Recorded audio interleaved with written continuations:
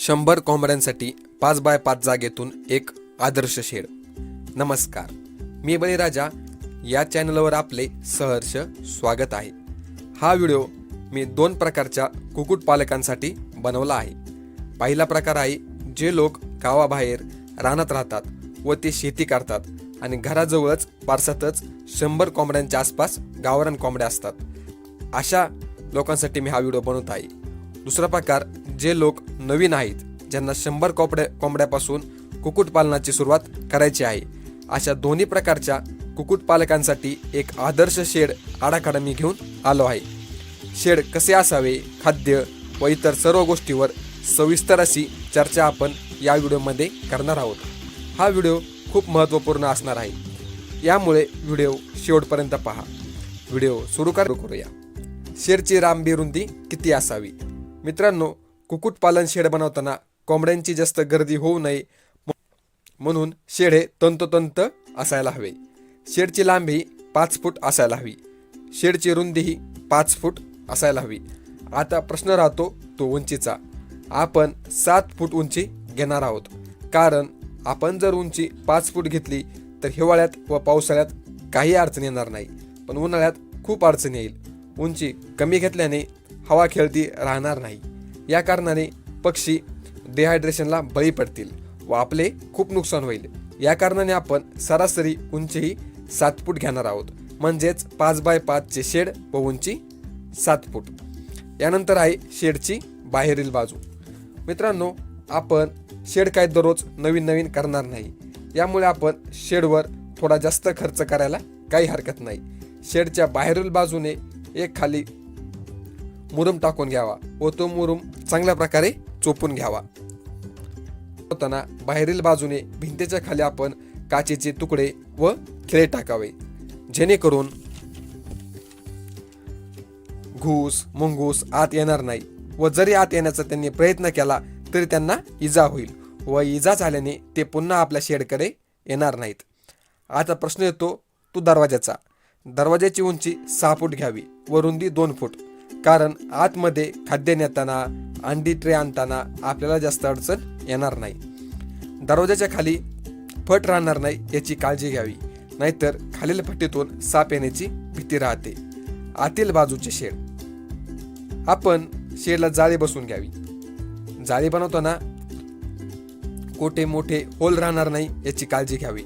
आपण शेडच्या भिंतीची उंची सरासरी 1.5 ते 2 फूट घ्यावी. शेडमध्ये मुरुम न टाकता चांगल्या प्रकारे कोबा करून घ्यावा. आपण 5 बाय 5 चे शेड घेतले, पण आपण फक्त ग्राउंडची जागा वापरतो. बाकीची 6 ते 7 फूट जागा वायाला जाते, त्यामध्ये नुसती हवाच असते. त्यामुळे आपण या जागेचा वापर करणार आहोत. आपल्याकडे 100 कोंबड्या व 15 कोंबड्या आहेत, म्हणजेच टोटल 115. ह्या कोंबड्यांना आता यांच्यासाठी लागणारी मोठी जागा लागेल. या कारणाने आपण 5 बाय 5 या जागेतच कोंबड्यांसाठी जागा वाढवणार आहोत, पण शेड हे 5 बाय 5 चेच राहील.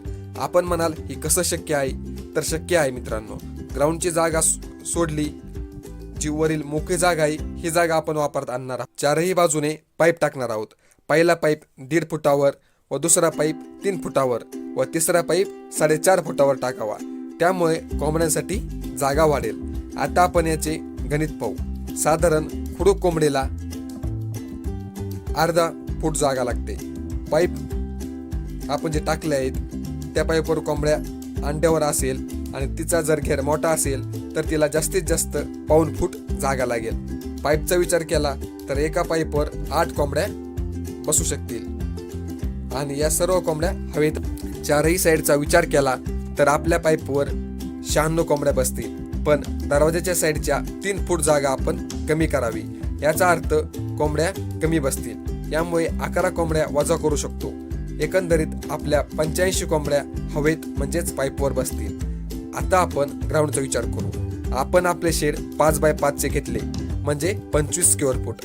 एका कोंबडीला अर्धा स्क्वेअर फूट जागा लागते, म्हणजे आपल्या 5 बाय 5 च्या ग्राउंडमध्ये 50 कोंबड्या व हवेत पाईपवर 85 कोंबड्या बसतील. टोटल 135, पण आपण फक्त 115च कोंबड्या घेणार आहोत. आपण म्हणाल कोंबड्या पाईपवर बसतील का? तर मित्रांनो, हो, नक्कीच कोंबड्या ह्या उंचीवर बसण्याचा प्रयत्न करतात. हा त्यांचा गुण आहे. मित्रांनो, कोंबड्यांना काही सुरुवातीलाच अडचण होणार नाही. जे लहान पिल्ले असतात त्यावेळेस त्यांना काहीही अडचण येणार नाही. पण जसं जसं कोंबड्यांचं वय वाढत जाईल तेव्हा आपल्याला कोंबड्यांना तिथे अडचण होईल. तेव्हा आपण पाईप सिस्टीम करून घ्यावी. या पाईप सिस्टीमचा आपल्याला कसलाही तोटा नाही, या उलट फायदेच भरपूर आहेत. या पाईपमुळे कमी जागेत जास्त पक्षी बसतात.